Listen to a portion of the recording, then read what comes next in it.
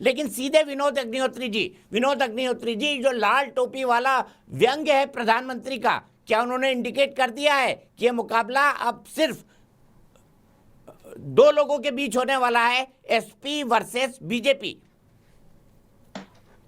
नहीं, देखिए, निश्चित रूप से प्रधानमंत्री जी ने जो आज बोला है, तो लाल टोपी कह के उन्होंने, लाल टोपी से इशारा उनका समाजवादी पार्टी की तरफ ही था।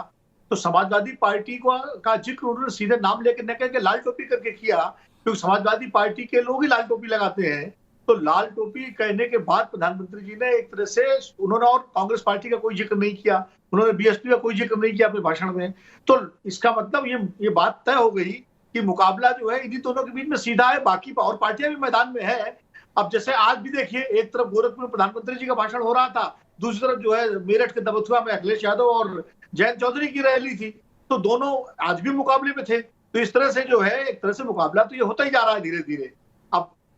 दूसरी बात ये है कि उत्तर प्रदेश का चुनाव जो है, भले ही चारों पार्टियां अलग अलग लड़ रही हों, बहुजन समाज पार्टी अलग है, कांग्रेस पार्टी अलग है, सपा का अपना गठबंधन अलग है और भाजपा का गठबंधन अलग है, लेकिन जिस तरह से चुनाव आगे बढ़ता जाएगा तो धीरे धीरे आप देखेंगे ये मुकाबला कहीं कहीं तो त्रिकोणीय और चतुष्कोणीय होगा, लेकिन आमतौर पर ज्यादातर जगहों पर ये आमने सामने का मुकाबला होगा भारतीय जनता पार्टी गठबंधन और समाजवादी पार्टी के गठबंधन के बीच में। और अखिलेश यादव ने इस तरह की पूरी व्यूहरचना भी कर ली है। दोनों के गठबंधन अपने अपने बन चुके हैं। भाजपा के साथ अनुप्रिया पटेल है, संजय निषाद है,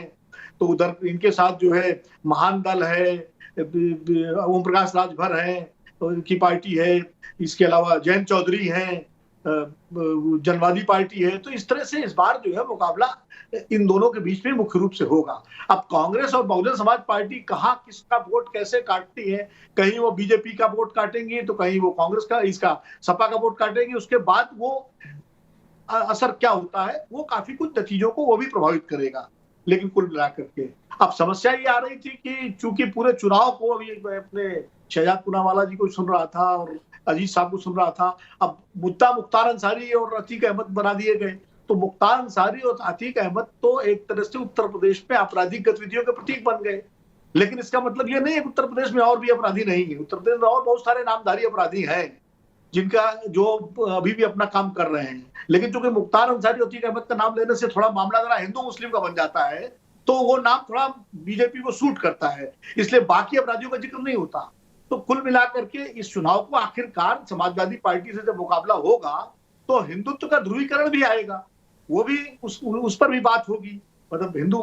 कुल मिलाकर के। तो भाजपा विकास का पैकेज, उसके साथ साथ जो है सामाजिक समीकरण, मोदी जी की छवि, योगी जी की छवि और साथ में हिंदू मुस्लिम का एक ध्रुवीकरण, ये सब मिला करके मैदान में उतर रही है और ये उसकी यूएसपी है। दूसरा, समाजवादी पार्टी वो ये कोशिश करेगी कि हिंदू मुस्लिम ध्रुवीकरण ना हो, वो पिछड़ों को अपने साथ ज्यादातर लेने की कोशिश कर रही है, ताकि जो पिछड़ा पिछली बार बीजेपी के साथ एक मुश्त होकर गया था, खासकर गैर यादव पिछड़े, वो इस बार अगर वहां से टूट के समाजवादी पार्टी की तरफ आते हैं तो सपा मुकाबले को ज्यादा मजबूत बनाएगी। इधर पश्चिमी उत्तर प्रदेश में किसान आंदोलन को लेकर के जो डेवलपमेंट्स हो रहे हैं उसमें बीजेपी भी कोशिश कर रही है किसानों का एक बड़ा हिस्सा जाटों का वो वापस उनकी तरफ लौटे, और सपा की कोशिश है कि वो भी सपा के साथ आए। तो कुल मिलाकर चुनाव इस तरह से इस सारी परिस्थितियों में लड़ा जा रहा है।